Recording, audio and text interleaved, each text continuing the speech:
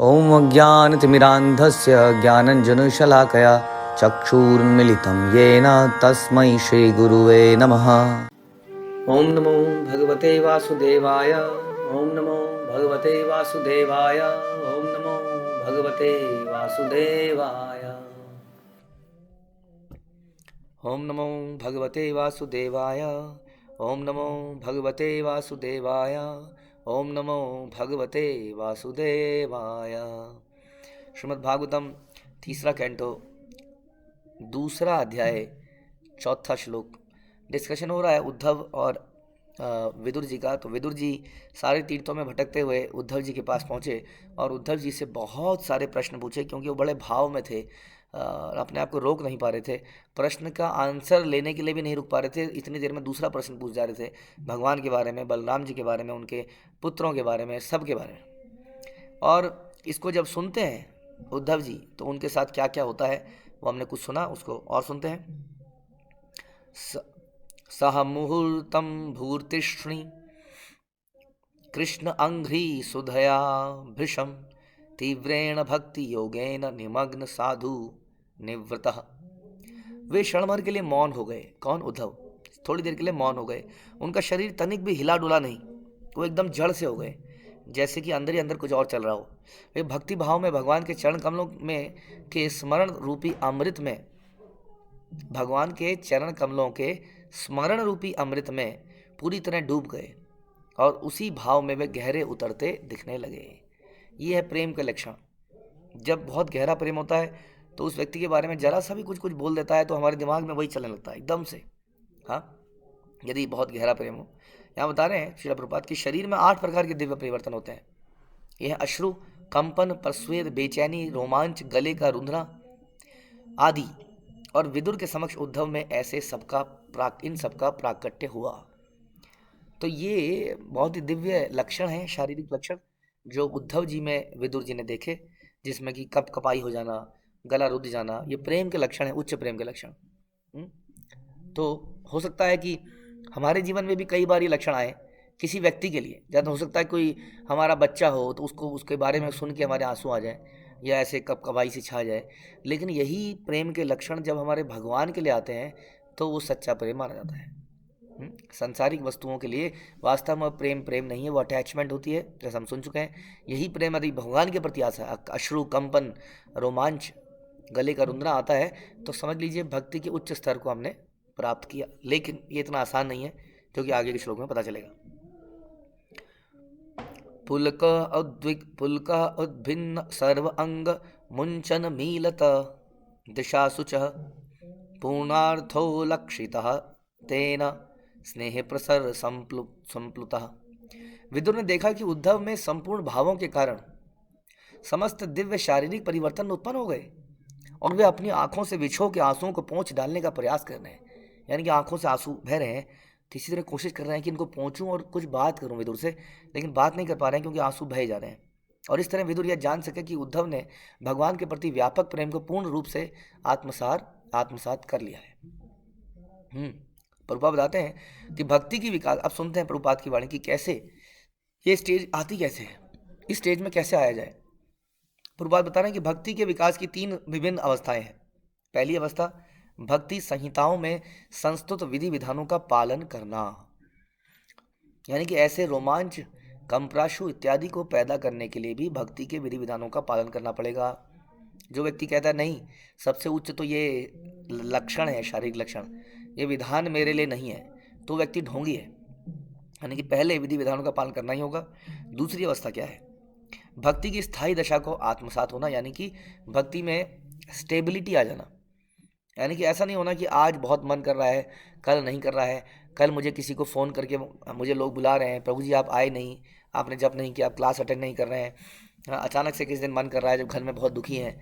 ये स्थायी भक्ति नहीं है। तो ये है दूसरी अवस्था, स्थायी दशा को प्राप्त होना, उसकी अनुभूति होना। और अंतिम अवस्था क्या है? दिव्य शारीरिक अभिव्यक्ति के लक्षणों वाली भाव अवस्था, कि जब हमारे अंदर शारीरिक लक्षण आने लग जाएं, जो कि अभी हमने सुने उद्धव जी के अंदर। ये तीसरी और टॉप मोस्ट अवस्था है। और इस अवस्था में भी किस प्रकार के लक्षण हमारे अंदर आ रहे हैं, भाव के बाद महाभाव। ऐसा कहते हैं महाभाव केवल भगवान में पैदा हो सकता है, इसलिए चैतन्य महाप्रभु के अंदर जो लक्षण हमें चैतन्य चरितामृत में दिखते हैं वो किसी व्यक्ति के अंदर नहीं आ सकते कभी।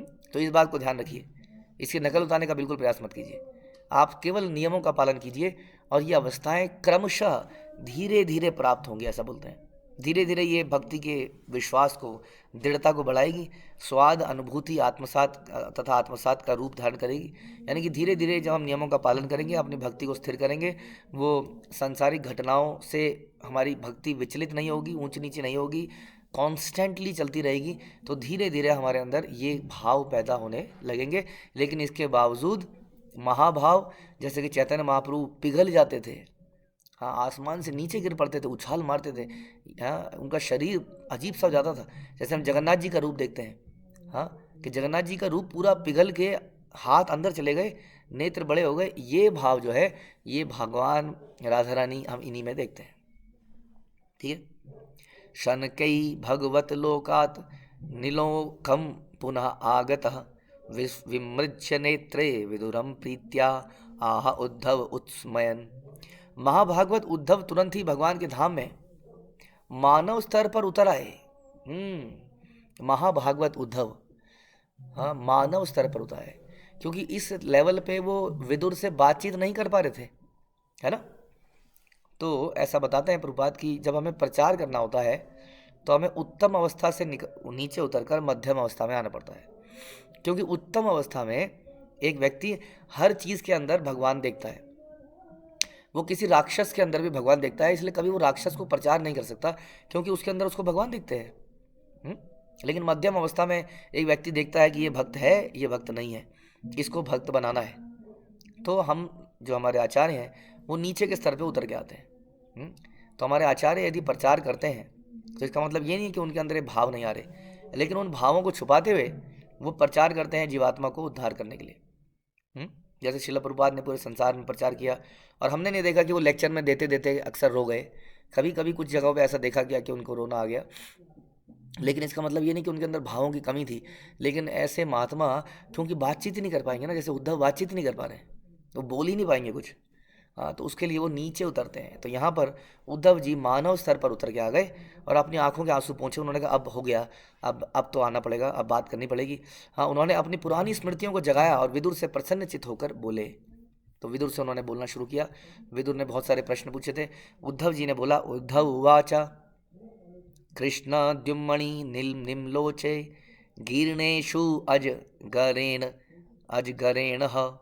किं नूनः कुशलं ब्रूयाम गता श्रीषु गृहेषु अहम। श्री उद्धव जी ने कहा कि हे विदुर, संसार का सूर्य कृष्ण अस्त हो चुका है। ये तो पहाड़ गिरा दिया उन्होंने। अब विदुर ने ये सोचा नहीं था। ऐसे बहुत एग्जाम्पल आते हैं। जब युधिष्ठिर महाराज को जैसे ही पता चला कि विदुर, जैसे पता चला कि कृष्ण जा चुके हैं, अर्जुन ने उनको बताया बड़ी मुश्किल से। अर्जुन जो है, अर्जुन का भी यही हालत था, अर्जुन बोल नहीं पा रहा था युधिष्ठिर महाराज से। युधिष्ठिर महाराज पूछे जा रहे थे, बताओ क्या हो गया है, क्या ये अनर्थ हो गया है, क्या ये अनर्थ हो गया है, क्या ये अनर्थ हो गया है। और फिर बताते हैं कि कृष्ण चले गए हैं। तो युधिष्ठिर महाराज ने कुछ नहीं कहा, उसके बाद सीधा अपना सिंहासन छोड़ा, सर से अपना मुकुट हटाया और सारे कपड़े उतारे, वनवासियों के कपड़े पहने और सीधा स्वर्ग के लिए निकल पड़े। और उनके पीछे पीछे उनके भाई। सुनते ही कि कृष्ण नहीं रहे संसार में, तो उनका कोई औचित्य नहीं रह गया अब मेरा यहाँ पे रहने का। उन्होंने परीक्षित महाराज को राजगद्दी में बिठाया। उन्होंने कहा हमारा जीवन समाप्त हो चुका है, अब परीक्षित महाराज का एक काम है कि इसको भक्ति को आगे बढ़ाए, संसार को चलाए। और फिर हम परीक्षित महाराज के जीवन में भी ऐसे त्याग देखते हैं आगे जाके। एनीवे, तो यहाँ पर उन्होंने बोला कि संसार का सूर्य कृष्ण अस्त हो चुका है। ये वर्ड बड़ा इंपॉर्टेंट है, सूर्य अस्त हो चुका है। तो जिस प्रकार सूर्य अस्त होता है लेकिन फिर भी वो समाप्त नहीं होता। अगर सूर्य भारतवर्ष में अस्त हुआ है तो कहीं अमेरिका में उदय होने लगता है, होता है कि नहीं। तो इसी प्रकार से यदि भगवान हमारे धाम से चले जाते हैं तो वो किसी और ब्रह्मांड में प्रकट हो जाते हैं। संसार में अनेक ब्रह्मांड हैं और अनेकों ब्रह्मांड में अनेक ब्रह्मा जी हैं, और वहाँ हर दिन ब्रह्मा जी के एक दिन में भगवान को अवतरित होना ही है अपने असली स्वरूप में। अब सोचिए कितने ब्रह्मा हैं। हाँ, तो यानी कि कितनी जगह भगवान अवतरित हो रहे हैं, रोज किसी जगह पर जन्माष्टमी मनाई जा रही है। इसलिए भगवान न तो कभी पैदा होते हैं ना कभी मरते हैं। हाँ, न ही भगवान हमारी तरह शरीर परिवर्तन करते हैं। यदि भगवान शरीर परिवर्तन करते तो फिर उनको हमारे भूतकाल का याद नहीं रहता, है ना। जैसे हमें अपने पुराने शरीर का कुछ भी याद नहीं है, उसी तरह कृष्ण को भी याद नहीं रहता यदि वो शरीर बदले होते तो। लेकिन वो कहते हैं कि मुझे सब कुछ याद है। हे अर्जुन, तुम्हारे जीवन में पहले क्या क्या हुआ। यही अर्जुन नर और नारायण है। सुनी सोचिए, अर्जुन को ये ज्ञात नहीं है कि मैं ही भगवान के साथ नर नारायण के रूप में हूँ, लेकिन भगवान को याद है। तो इस प्रकार से भगवान शरीर भी परिवर्तन नहीं करते हैं। वो केवल उदय होते हैं और अस्त हो जाते हैं और किसी और जगह उदय हो जाते हैं। तो उन्होंने कहा हमारे जीवन से वो अस्त हो गए हैं और अब हमारे घर को काल रूपी अजगर ने निकल लिया है। तो ये जीवन वास्तव में हम कहते हैं शून्यायतम जगत सर्वम गोविंद विरहेण में। ये जीवन हमारा ऐसे ही हो जाना चाहिए। चैतन्य महाप्रभु कहते थे मुझे कृष्ण से प्रेम नहीं है, मैं झूठा हूँ, क्योंकि तभी तो मैं जीवित हूँ, हाँ, भगवान के ना होने पर भी। ऐसा विचार हमें पैदा करना पड़ेगा। यदि हम कहते हैं कि प्रेम है तो कहते हैं कि हमारे जीवन को अब काल रूपी अजगर ने निगल लिया है। मैं आपसे अपनी कुशलता के विषय में क्या कहूँ कि मैं कैसा हूँ। जब भगवान ही चले गए हैं तो क्या शुभ हो सकता है संसार में। There is nothing good in this world without Krishna and Krishna's devotees and devotion. कुछ भी अच्छा नहीं है संसार में। तो हाउ आर यू जब हमसे कोई पूछे तो हमारे हृदय में ये प्रश्न आना चाहिए कि मेरी साधना कैसी चल रही है, भगवान की सेवाएं कैसी चल रही है। अगर वो नहीं चल रही है तो I am very bad. It is not about our health, it is about our consciousness. तो यही बता रहे हैं यहाँ पर कि इस प्रकार से विदुर ने बताया कि भगवान जा चुके हैं। दुर्भगः बतः लोकः अयम यद वह नितराम अपि ये संसंत न विदु हरिम मीना एव उड्डवम। समस्त लोकों समेत यह ब्रह्मांड अत्यंत अभागा है। आज ये ब्रह्मांड अभागा हो गया है क्योंकि आज यहाँ पर कृष्ण नहीं है। उसी तरह से हम सुनते हैं कि जो कान कृष्ण के विषय में नहीं सुनते वो सर्पों के बिल हैं, घर हैं। तो इसी तरह से, और जो आंखें कृष्ण का दर्शन नहीं करती वो आंखें नहीं है, वो जस्ट एक गड्ढा है, सॉकेट है, पत्थर की आंखें हैं। इस तरह से हर चीज़ जिसमें कृष्ण नहीं है वो डेड है। हाँ, हर वो चीज़ जिसमें कृष्ण नहीं है वो शून्य है। और शून्य और शून्य और शून्य और शून्य मिला के शून्य ही बनता है। और कृष्ण वो एक हैं जो उसके अंदर वैल्यू डालते हैं। यदि हमारे जीवन में कुछ कृष्ण नहीं है, हम बहुत अच्छे वक्ता हैं, हम बहुत बढ़िया दिखने वाले हैं, हम बहुत अमीर हैं, तो सब वेस्ट है, बर्बाद है। एक मतलब जैसे एक मुर्दे के अंदर अगर कुछ अलंकार या जेवर पहना दिए जाएं तो उससे उसकी शोभा नहीं बढ़ती। उसी तरह से हमारे जीवन में ये सारे गुण यदि कृष्ण के बिना है तो ये मुर्दे को सजाने जैसा है। तो कहते हैं कि ये ब्रह्मांड ही अभागा हो चुका है, टोटल ब्रह्मांड ही। यदुकुल के सदस्य तो उनसे भी बढ़कर अभागे हैं, हाँ, क्योंकि वे हरि को भगवान के रूप में पहचान ही नहीं पाए, जिस तरह मछलियाँ चंद्रमा को नहीं पहचान पाती। तो यदुवंशियों ने क्या किया, यदुवंशियों ने कृष्ण को बहुत सहजता से ले लिया एक समय आने पर, हाँ, और वो भूल गए कि ये स्वयं सुप्रीम पर्सनैलिटी है। और यदुवंशी ने बहुत ही घटिया चीज़ों के ऊपर आपस में लड़ाई लड़ ली और एक दूसरे को मार डाला। हालांकि हम सुनते हैं आचार्यों के द्वारा कि ये भगवान की प्लानिंग थी, क्योंकि यदुवंशियों को समाप्त करना ज़रूरी था, क्योंकि भगवान के जाने का समय आ गया था। हाँ, और भगवान के जाने के बाद यदुवंशी इतने प्रबल, इतने ताकतवर थे कि संसार में डिस्टर्बेंस क्रिएट हो सकती थी। इसलिए भगवान ने जानबूझ के उनको उकसाया। लेकिन एनीवे यहाँ पे यही बताया जा रहा है कि हम कृष्ण के साथ में होते हुए भी कृष्ण को पहचान नहीं पाए। जैसे हमारे जीवन में भी भक्त हैं, भगवान हैं, लेकिन हम नहीं पहचान पाते हैं और हम उनको सहजता से ले लेते हैं, आम आदमी की तरह ले लेते हैं। जैसे एक अपराध आता है, गुरु को साधारण मनुष्य समझना एक बहुत बड़ा अपराध है, वैष्णव अपराध, ज़बरदस्त अपराध है, नाम अपराध। और ये अपराध हमारी सारी भक्ति को ख़त्म कर देते हैं। तो ये हमारी टेंडेंसी है, साधारण समझ लेना। तो इस प्रकार से यहाँ पर बताया जा रहा है कि कैसे ये पूरा ब्रह्मांड अब अभागा है कृष्ण के जाने के बाद। इंगितज्ञा पुरुप्रौढ़ा एका रामाष्ट सात्वतः सात्वतामृषम सर्वे भूतावास ममंसत। यदुगण अनुभवी भक्त विद्वान तथा मनोवैज्ञानिक अध्ययन में पटु है।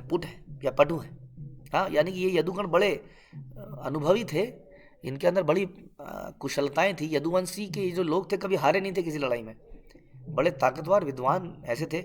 इससे भी बड़ी बात यह थी कि वे सभी लोग समस्त प्रकार के विश्रामों में भगवान के साथ रहते थे, खेलना कूदना सोना उठना। हाँ, फिर भी वे उन्हें केवल उस ब्रह्म के रूप में जान पाए जो सर्वत्र निवास करता है, यानी कि भगवान को असली रूप में नहीं समझ पाए, उनको शरणागति नहीं कर पाए। इसलिए कहते हैं कि भगवान को समझ के भी आप क्या कर लोगे। हाँ, यदि आप उनके प्रति शरणागति सेवा की भावना पैदा नहीं कर पाए, अपने आप को उनका किंकर दास नहीं मान पाए, उनकी डिवोशनल सर्विस नहीं कर पाए, प्रेममयी सेवा नहीं कर पाए, तो क्या लाभ हुआ उनको जानने का। तो इसलिए बहुत सारे लोग संसार में भगवान को जानना चाह रहे हैं, किताबें पढ़ रहे हैं, लेकिन भक्तिमय सेवा नहीं करना चाहते, उनके नामों का जप नहीं करना चाहते, नियमों में बंधना नहीं चाहते। लेकिन वो कहते हैं कि हम तो भगवान के भक्त हैं। जी आप ही थोड़ी है भक्त, ऐसे ऐसे कई चीज़ें बोलते हैं। तो यहाँ पर बता रहे हैं कि यदुवंशी भी भगवान के साथ उठे बैठे गाए और भगवान को एक शक्तिशाली रूप में मान लिया, एक ब्रह्म के रूप में मान लिया, लेकिन पूर्ण पुरुषोत्तम भगवान के रूप में नहीं समझ पाए। जिस कारण से उन्होंने भगवान के सामने कुछ चंचलताएं कर दी, कुछ प्रजल्प कर दिया, कुछ मजाक मजाक छिछोरापन कर दिया। हाँ, आप जानते हैं, ये पढ़ेंगे आप आगे भागवतम में, किस प्रकार से यदुवंश ने यदुओं ने कुछ मजाक कर दिया साधुओं के साथ। और उसके बदले में उन्हें एक श्राप मिला, और श्राप के बदले में एक दिन मदिरा के नशे में उन सब ने एक दूसरे को मार डाला। तो हम लोग देखिए भगवान के बहुत पास आ गए हैं, या ऐसा लगता है कि बहुत कुछ जान गए हैं, लेकिन अभी भी हम यदुओं वाली गलती कर सकते हैं, भगवान को भक्तों को सहजता से लेके। तो यहाँ पर उद्धव जी बता रहे हैं कि क्या गड़बड़ उनसे हुई, और अब जो है ना तो कृष्ण है ना ही यदुवंश है। तो भगवान के जाने के बाद वास्तव में क्या है, और कैसे अब अपनी कॉन्शियसनेस को बचाया जाए जब भगवान इस संसार में नहीं है, हमारा क्या कर्तव्य बनता है इसके बाद कि भगवान चले गए। हम युधिष्ठिर महाराज की तरह स्वर्ग में और ऊपर भगवान के धाम में तो नहीं जा सकते, हमारे लिए क्या करणीय है इसको हम आगे सुनेंगे। हरे कृष्ण। श्रील प्रभुपाद की जय, ग्रंथराज श्रीमद् भागवतम की जय।